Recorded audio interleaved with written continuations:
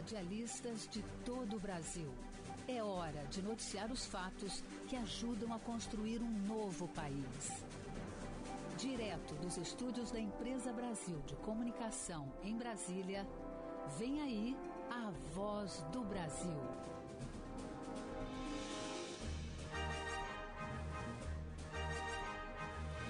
Em Brasília, 19 horas.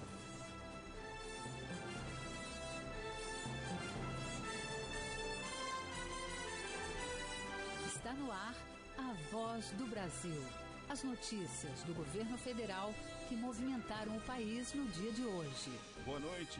Boa noite para você que nos acompanha em todo o país. Quarta-feira, 2 de fevereiro de 2022. E vamos aos destaques do dia. Aumento de beneficiários do Auxílio Brasil, recorde na história dos programas sociais do país. Criação do Auxílio Gás para famílias de baixa renda. Benefícios para enfrentar os impactos econômicos causados pela pandemia. Concessões e investimentos em ferrovias, aeroportos, rodovias e portos. E geração de 2.700.000 empregos com carteira assinada. Para falar destas e outras ações do governo federal que têm impacto na vida dos brasileiros, a Voz do Brasil entrevista ao vivo e com exclusividade o presidente Jair Bolsonaro. Hoje, na apresentação da Voz do Brasil, Gabriela Mendes e Luciano Seixas. Assista a gente ao vivo pela internet. Acesse voz.gov.br. Há mais de 86 anos, a Voz do Brasil vem noticiando os principais fatos do país. É por aqui que os brasileiros ficam sabendo das ações do governo federal e como o dinheiro dos impostos pagos por todos está sendo investido. E hoje é um dia especial para a Voz do Brasil do Poder Executivo. Pela primeira vez, um presidente da República participa ao vivo, direto do estúdio do programa. Aqui na sede da Empresa Brasil de Comunicação, na capital federal, nós recebemos o presidente Jair Bolsonaro para uma entrevista exclusiva. Boa noite, presidente. Obrigada pela sua presença. Boa noite a todos. Estamos ouvindo na Voz do Brasil. Eu já ocupei muito a Voz do Brasil enquanto era parlamentar. Quase toda semana usava da palavra.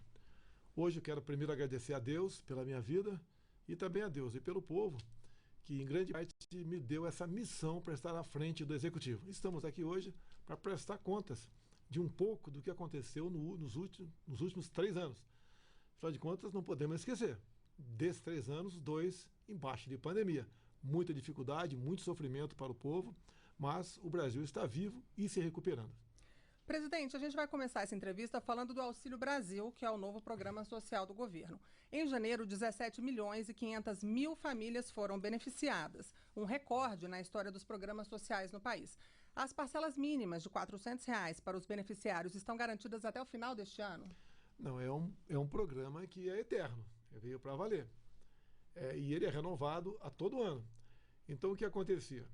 Tivemos a pandemia, trabalhamos muito para que empregos não fossem destruídos, tivemos 2 grandes programas, o BEM e o PRONAMP, um deles patrocinado pelo senador Jorginho Melo, lá de Santa Catarina. Então, conseguimos manter os empregos formais, com carteira assinada. E, obviamente, os servidores públicos que têm estabilidade e continuar no emprego. Agora, 38 milhões de brasileiros que viviam na informalidade foram obrigados a ficar em casa por governadores e alguns prefeitos. E nós tínhamos que socorrer essas pessoas. Então, socorremos as pessoas com auxílio emergencial. Deixo bem claro que gastamos em 2020 o equivalente a 15 anos de Bolsa Família. Gastamos com auxílio emergencial. Bem, o tempo passando, nós passamos e temos o dever de colaborar na reinserção, mesmo na informalidade, desses 38 milhões que foram afastados. E fomos ver que o Bolsa Família equivalia, em média, R$ 190 por mês. Resolvemos, então, trabalhar junto ao Parlamento Brasileiro e passar, em vez de média no futuro, passando para um valor mínimo de R$ 400 por família. Isso entrou em vigor em dezembro do ano passado. Agora, em novembro, concluímos o segundo pagamento. E 17 milhões de pessoas se inscreveram no programa. Ele foi majorado, tendo em vista os informais, que tiveram dificuldade em voltar ao mercado de trabalho. Presidente, desde o início da pandemia, o senhor vem falando que, além de preservar vidas, é necessário não deixar a economia para trás. Outras medidas nesse sentido foram os programas para oferecer crédito a micro e pequenas empresas e garantir aí a manutenção de empregos, o PRONAMP e o BEM. Quais foram os impactos dessas medidas? Olha, em março de 2020 é que começou a situação a ficar complicada no Brasil. É um vírus, uma pandemia que ninguém conhecia absolutamente nada. E veio também essa política do fique em casa, a economia te vê depois. Medidas de lockdown, medidas restritivas que obrigavam as pessoas a ficar em casa, como até alguns municípios adotou toque de recolher. E nós tínhamos que buscar alternativa para que essas pessoas que ficaram em casa e eram informais, não tinham como ganhar a vida, pudessem sobreviver. Bem, a outra parte, os formais, o de carteira assinada, tivemos esses dois programas, o Pronamp e o BEM, que visava, então, honrar com parte do pagamento dos empregadores para com seus empregados para que não fossem demitidos. E conseguimos terminar 2020 no 0-0. Praticamente não tivemos ganha ou perdemos muito pouco empregos formais em 2020. Em 2021 já veio uma recuperação. Terminamos 21 com 2.700.000 novos empregos criados no Brasil. É um sinal que a economia nossa funcionou. E eu sempre disse lá atrás, não podemos apenas combater o vírus. Temos que combater também o desemprego. O desemprego também mata. Então fizemos a nossa parte no tocante a isso. Aí sim, em grande parte com a ajuda do Parlamento Brasileiro, aprovando esses programas nossos. Agora, presidente, nos últimos 2 anos o governo realizou ainda, na verdade, o pagamento do auxílio emergencial. Como é que esse auxílio ajudou a população a enfrentar os impactos econômicos causados pela pandemia? E o governo vê os resultados desses pagamentos na ponta, na economia? Já tem resultados? Tem resultado porque foram, na verdade, 68 milhões de pessoas que receberam, no primeiro momento, 2020, 5 parcelas de 600 e 4 de 300. Lembro que, naquela época, a média do Bolsa Família era R$ 190. Esse dinheiro, obviamente, os mais necessitados, compraram alguma coisa, fizeram a economia movimentar, ajudando na arrecadação para estados e municípios. Então, o que manteve a economia viva, além de manter, obviamente, um mínimo de dignidade para esses informais, foi o auxílio emergencial. E eu repito, nós gastamos de auxílio emergencial em 2020 o equivalente a 15 anos de Bolsa Família. Então não justifica quando alguns me acusam no caso, de não ter sensibilidade com os mais necessitados. A prova está aí. São números que não deixaram a economia sucumbir. Por falar em mais necessitados, presidente, outro benefício recém-criado foi o auxílio gás. Como é que ele está funcionando? A cada 2 meses, num primeiro momento, 5 milhões de famílias recebem o equivalente a meio bujão de gás. Nós pretendemos aumentar isso aí. Então, o contato nosso é com a Petrobras e é buscando sempre espaço no orçamento. Ou seja, tomei conhecimento, logicamente que participamos, que nessa semana parlamentares vão apresentar uma proposta onde permite que o governo federal e os governos estaduais possam diminuir ou zerar os impostos em cima de combustíveis, eletricidade e gás. No caso do gás, do governo federal, eu já zerei o imposto do gás desde o início do ano passado. Se nós pudermos zerar, por exemplo, também o diesel, será uma grande ajuda para todos. Se você diminuir o valor do frete, que é impactado, obviamente, pelo preço do diesel, todo mundo é beneficiado na ponta da linha com a diminuição da inflação. Agora, presidente, mudando um pouquinho do assunto, vamos falar sobre educação. A recente correção do piso salarial dos professores da educação básica é uma sinalização também da importância dada a esse tema? E também traz impacto econômico. Competia ao governo dar o NPC em torno de 10% ou 33%. Competia a nós, governo federal. Conversei com o ministro Milton, ele até ocupou ontem à noite a rede de rádio e televisão, no horário nobre, 8h30 da noite, explicando isso aí. E nós resolvemos, então, dar o máximo para os professores. E eles passaram, então, o piso de 2.886 para 3.845. Eu não digo passaram, depende agora da palavra final dos respectivos prefeitos. Muitos vão conceder isso aí, outros, pelo que eu estou sabendo, vão judicializar. Nós procuramos atender aos professores. Na ordem de 1.700.000 professores vão ser beneficiados, que dão aula para 28 milhões de alunos. Ou seja, é um investimento na ponta da linha em educação. Você pode ver, é o da educação básica, e nós sabemos da dificuldade que se tem em educar em nosso país. E essa recompensa, essa gratificação um pouco maior para os professores vai ajudar na ponta da linha uma melhor educação para a nossa garotada, que é o futuro do Brasil. Perfeito. Presidente, vamos falar um pouco agora sobre investimentos em infraestrutura. O senhor inaugurou no ano passado a última etapa das obras físicas do projeto de integração do Rio São Francisco, obra esperada há muitos anos pela população nordestina. Essa entrega é um exemplo de que o governo federal vem concluindo projetos que estavam parados. Qual é a importância dessa entrega, o projeto de integração do Rio São Francisco? E mais, que obras estavam paradas e que foram concluídas no seu governo, marcando a sua memória, presidente? A transposição começou lá com Dom Pedro. Aí ficou por muito tempo no papel. Bem, era para ter terminado a obra física total em 2012. Dado a muita denúncia de corrupção, muito desvio, muita coisa errada, ela ficou parada. Quando nós assumimos, com a determinação que eu dei, primeiro para o ministro Canuto, né? Agora é o Rogério Marinho, e também para os demais ministérios. Qualquer obra parada, vamos terminar. Por quê? Ela é lucrativa para a gente e é mais barato. E nós atendemos melhor a população.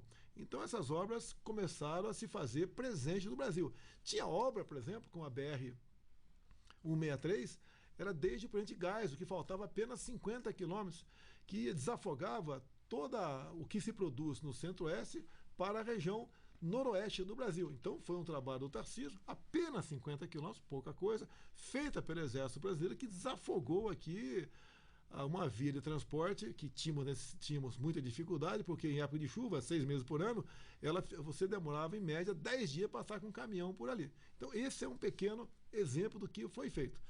A transposição de São Francisco é outra coisa também. Investimos maciçamente nisso. Falei com o Rogério Marinho, falei com o nosso ministro também, Paulo Guedes, que não podia faltar recursos para concluir o São Francisco.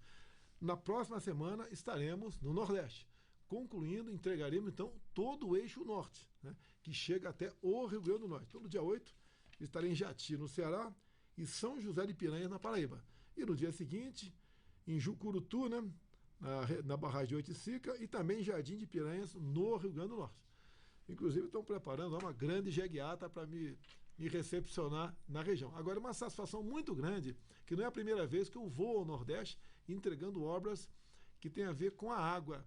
A satisfação é enorme. Nós aqui estamos no Centro-Oeste, estamos em Brasília, quem é do Sudeste, da região Sul, não vê grande dificuldade tocante à água. Para aquele povo nordestino, a água é tudo. E com isso nós estamos dando um golpe mortal na indústria da seca, bem como estamos diminuindo o gasto, um carro-pipa que chega a nós de R$1 bilhão por ano. Estamos atendendo, então, essas pessoas. Temos mais coisa a apresentar. Em março, vou estar com o Exército Brasileiro, também no Nordeste, mostrando o trabalho do Exército em cavar poços artesianos. Também vou estar, embrionário ainda, mas já conseguimos algumas máquinas de Israel, mostrando para o povo lá do semiárido, né, umas máquinas bastante grandes, que gastam pouca energia elétrica, que pode vir energia elétrica durante o dia de placas fotovoltaicas, que funcionam como se fosse um ar-condicionado, ou seja, geram até 900 litros de água por dia. Então, água é vida, água é essencial. Também priorizamos esse assunto, essa questão, para o nosso Nordeste brasileiro. Agora, presidente, durante a pandemia, o Brasil conseguiu números excepcionais relativos ao processo de bancarização para pagamentos do auxílio emergencial. Além disso, houve a criação do PIX pelo governo federal. O senhor considera que isso trouxe melhorias de vida para o povo brasileiro? O PIX é uma revolução. Tá? Eu não tenho os números aqui, mas tem mais de 100 milhões de pessoas que usam o PIX. Tá? E é uma coisa que todo mundo tem. E é grátis. Por exemplo, dados do ano passado, o sistema bancário deixou de arrecadar, com operações que seriam feitas de outra forma, R$5 bilhões. Então, isso é dinheiro que ficou no bolso dos trabalhadores. Então, foi uma maneira inteligente por parte do Banco Central de trazer esse pessoal para dentro dos bancos através do PIX. Presidente, o governo recentemente ampliou a isenção do IPI para compra de carros novos até 2026. Pessoas com deficiência, taxistas, são beneficiados com essa medida. A novidade é que pessoas com deficiência auditiva agora também têm direito a essa isenção. Isso é mais um incentivo para o consumo e para movimentar a economia, né? Esse benefício acabou no final do ano passado e tinha que ser renovado o ano passado também. provocamos o parlamento nos atendeu e nós sancionamos, então, a prorrogação por mais 5 anos da isenção de IPI para taxistas e pessoas com deficiências. E a novidade, entrou nessa conta os deficientes auditivos. Então, isso, como você bem disse, ajuda no mercado automobilístico, porque em sendo um pouco mais barato, o preço dessa mercadoria dá uma maior procura. Então, todos, no meu entender, ganharam com isso. Presidente, voltando aqui para a área de educação, o governo está permitindo a renegociação de dívidas de jovens recém-formados com o FIES, o Fundo de Financiamento Estudantil. Quais os benefícios dessa medida? Olha, o FIES foi muito bem-vindo. Mas o que aconteceu? A garotada se formava e tinha dificuldade de arranjar um emprego ou criar a sua própria empresa. E veio a pandemia e tudo se agravou. Que nós levantamos, até 2017, 1.070.000 jovens que haviam terminado as suas faculdades com o FIES estavam inadimplentes. Então, o que nós resolvemos fazer com essa garotada? 1.700.000 jovens. Né? Junto à economia, junto ao ministro Milton, que é da educação, criamos ali uma maneira deles deixar de ser inadimplente. Ou seja, para essa garotada, perdoamos completamente o que tinha agregado em forma de juros e ficou apenas o valor, então, bruto das mensalidades. Resolvemos anistiar 92% desse valor. Então, o jovem, a partir da final da próxima semana, que estará regulamentada essa questão, poderá procurar a Caixa Econômica ou o Banco do Brasil para renegociar o pagamento. Então, ele pode pagar 8% do que recebeu, esquece juros e correção monetária, e esse 8%, se não tiver como pagar, ele pode parcelar. O restante da garotada, que não estava inadimplente, né, totalmente até 2017, poderá fazer a mesma coisa, só que o perdão será de 86% e não 92%. Presidente, outro assunto importantíssimo, em especial para os beneficiários do INSS. Hoje, o governo federal anunciou o fim da prova de vida para aposentadorias, pensões e concessão de outros benefícios. Como é que vai ser feito esse controle a partir de agora? Nós invertemos, em vez do aposentado, da pensionista, procurar o posto do INSS, nós é que vamos procurá-lo. Ou seja, dado a ferramenta que nós temos, dado o cruzamento de dados que começamos a fazer, nós temos como saber, na ponta da linha, se aquela pessoa está viva ou não. Então, o que vai sobrar de dúvida para nós será 0,00 alguma coisa, uma questão ínfima. E não é justo você fazer 99,99 alguma coisa por cento de pessoas procurar o posto do INSS para dizer que está vivo. Então, isso daí é uma medida até humanitária, patrocinada pelo ministro Onyx Lorenzoni, invertendo, então, o ônus da prova. O INSS que vai procurar o aposentado, caso nós venhamos a ter dúvidas se ele está vivo ou não. Agora, presidente, o Brasil tem uma série de portos, aeroportos, rodovias, enfim, oportunidades de negócio para receber investimentos estrangeiros. Qual é a percepção que o senhor tem quando conversa com empresários? Olha, posso te falar, ao final do ano passado, estive na região do Golfo, no Emirados Árabes. Estava lá com o governador Romeu Zema, de Minas Gerais, bem como a FIENG, Federação da Indústria de Minas Gerais. E reunimos, então, lá no Emirados Árabes, 700 empresários brasileiros e da região. O mundo todo está de olho na gente. O Brasil é uma oportunidade ímpar de negócio para o mundo todo. O mundo árabe quer negociar conosco alimentos.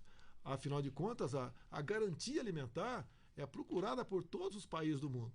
E nós queremos ampliar, diversificar com outros países os nossos negócios. O Brasil vai muito bem na sua política externa. Haja vista, né? Há poucos dias, a OCDE, por unanimidade, seus 38 países formalizaram efetivamente o convite para nós entrarmos na OCDE, que é um selo de qualidade de um bom país para se negociar, com garantias, etc. Então, o Brasil vai muito bem. Como, por exemplo, há pouco, né, numa votação com 190 países, o Brasil teve 182 votos para conseguir aí a sua entrada na questão da... Fugiu aqui. Uma cadeira do Conselho de Segurança da ONU não permanente. Então, o Brasil vai muito bem na sua política externa. Como tivemos agora no Suriname, no dia seguinte não pude ir até a Guiana, tendo visto um problema não, o passamento da minha mãe, né? Mas ali, nesses dois países, conversei com o país da Suriname, que estava presente lá também, e, por exemplo, querem que nós participemos da exploração das reservas de gás e óleo descobertos no Suriname e Guiana. Aí a reserva de descoberta equivale a 40% da nossa reserva aqui no Brasil. Ou seja, o Brasil é convidado a participar, através da Petrobras, de um projeto gigantesco como esse, na prospecção de gás e óleo na costa do Suriname e Guiana. Falando ainda de assuntos internacionais, o senhor falou aí que o mundo árabe quer os alimentos brasileiros. Com a pandemia, o Brasil se consolidou aí como um dos maiores fornecimentos de alimentos para o mundo inteiro, né? A agricultura e a pecuária não pararam e vem batendo recordes de produção e safra. Qual o apoio do governo federal que está sendo dado para esse setor? Desde o começo, tivemos uma felicidade ímpar, né? Foi indicado pela bancada ruralista o nome da Tereza Cristina para estar à frente da pasta da agricultura, uma pessoa fantástica. Aliou-se a ela, obviamente, o Ministério do Meio Ambiente, através do Ricardo Salles, que agora é o Juca, que eu chamo de Juca, nosso novo ministro. Então, desde lá de trás, o que a gente podia fazer para o homem do campo? Acabou com a indústria das multas por parte do IBAMA. Tem que multar? Se preciso, multa, mas não uma indústria como acontecia no passado. Então, as multas diminuíram mais de 80% no campo. O homem do campo vivia com insegurança, o caso do MST. Como é que a gente esvazia a bola do MST? Fomos ver de onde buscavam recursos, de ONGs, patrocinadas por alguns bancos federais. Cheguei nos bancos e falei, não quero mais dinheiro para ONG. Se, afinal de contas, é uma organização não governamental, não tem que pegar dinheiro nosso. Mais ainda, conseguimos junto ao parlamento a posse estendida da arma de fogo. Você podia comprar a tua arma e ter apenas dentro da tua casa. Com o apoio do parlamento, conseguimos dar o porte de arma de fogo para toda a propriedade. Então, o fazendeiro pode pegar o seu cavalo, a sua viatura e andar na sua propriedade toda armada. Ajuda a inibir. Uma outra questão também. Até eu assumir, muitos fazendeiros dormiam preocupados se no dia seguinte não ia acordar com uma portaria do Ministério da Justiça demarcando a tua fazenda como terra indígena ou como quilombola. Modificamos o critério para isso, com todo respeito aos irmãos indígenas. Se bem que hoje eles já têm 14% do território brasileiro demarcado como terra indígena para eles. Então nós acertamos isso também. Também na questão de infraestrutura, como eu te falei da BR-163. Facilitamos, através do Tarcísio, nosso ministro da Infraestrutura, como escoar melhor os produtos. Fazendo o quê? Estamos começando agora a privatizar os primeiros portos do Brasil. Você pega o Porto de Santos, um gigante. Nós assumimos com dívida anual de 400 milhões de reais. Está agora no lucro de 500 milhões de reais. Então isso tudo, com a escolha técnica de ministros, técnica para presidente de bancos oficiais e por estatais, ajudou o negócio. Você está há 3 anos sem nenhuma denúncia de corrupção em nosso governo. Até costumo dizer, se aparecer, a gente vai ajudar a colaborar nas investigações. Mas até o momento, dado o critério de escolha de ministros, secretários e servidores que trabalham conosco, isso deixou de existir. Isso ajuda, inclusive, a nossa entrada na OCDE. Ajuda outros países, né, a buscar negócios conosco. Nós garantimos o que nós assinamos. Os contratos são respeitados. Essa mudança toda no Brasil ajuda a pátria como um todo. Alguns, né, reclamam de alguns preços do mantimentos, preço do combustível. Esse problema está no mundo todo. Somente na Europa, o preço da energia elétrica subiu 300%. Em 2 anos, o nosso aqui subiu 20%. Os combustíveis, altas enormes lá fora. Só no ano passado, nos Estados Unidos, a gasolina subiu 50%. Nós subiu aqui também, na hora de 30%. Ou seja, é um problema mundial que o Brasil, dadas as medidas que tomou lá atrás e que tomou durante a pandemia, fizemos com que os reflexos negativos para a economia fossem os menores possíveis. Presidente, nós temos aí só mais um minutinho. Eu queria que o senhor só fizesse para a gente um balanço. O senhor abriu a voz falando que foram 3 anos de governo, 2 deles de pandemia. O senhor gostaria de destacar as ações do governo durante esse período de pandemia? A pandemia, né? O que o Supremo Tribunal Federal decidiu? Que as ações deveriam ser comandadas por prefeitos e governadores. O que coube ao governo federal? Meios, material, oxigênio, material hospitalar, recursos para montagem de hospitais de campanha, fazer UTIs e compra de vacina. Alguns falavam que tinha que ter comprado a vacina em 2020. E 2020 não tinha nenhuma vacina para vender no mundo todo. Se fazia contratos. E os contratos, você tinha que analisar o que estava no contrato. E nós fizemos a nossa parte. O Brasil é um dos países que mais vacinou no mundo, obviamente, pelo tamanho de sua população e pelo que o governo federal dispensou para a vacina. Da nossa parte, o governo federal comprou vacina para todos os brasileiros. Presidente, encerrou? Muito obrigado a todos. A gente quer agradecer muito essa entrevista exclusiva e a vinda do senhor aqui aos estúdios da Voz do Brasil. Ok. Muito obrigado, presidente. E a Voz do Brasil, do Governo Federal, fica por aqui. Uma realização da Secretaria Especial de Comunicação Social do Ministério das Comunicações. Com produção da empresa Brasil de Comunicação. Fique agora com as notícias do Poder Judiciário e do Congresso Nacional. Boa noite. Boa noite para você.